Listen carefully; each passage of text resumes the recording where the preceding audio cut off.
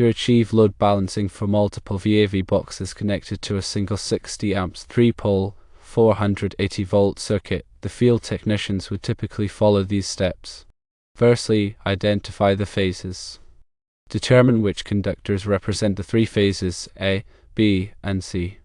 These are typically identified with different colors, such as black, red, and blue. Secondly, alternate loads.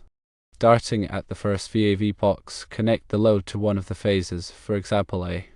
Then connect the next VAV box to the next phase, for example B. Continue alternating the phases for subsequent VAV boxes C, A, B, and so on. Thirdly, maintain phase balance.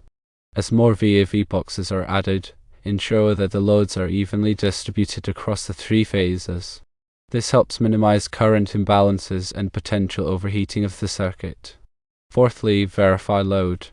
Once all the VAV boxes have been connected, verify that the load on each phase is within the acceptable range for the 60 amp circuit breaker. Additional considerations include the circuit breaker rating.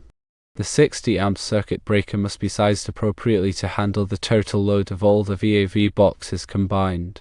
Also consider the conductors.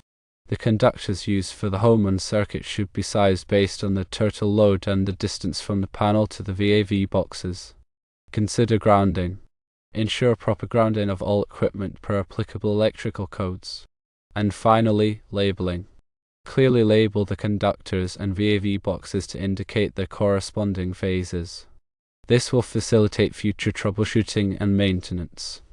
By alternating the loads and maintaining phase balance, the field technicians can ensure optimal performance and load distribution for the VAV boxes and the 60 amps 3-pole 480 volt circuit.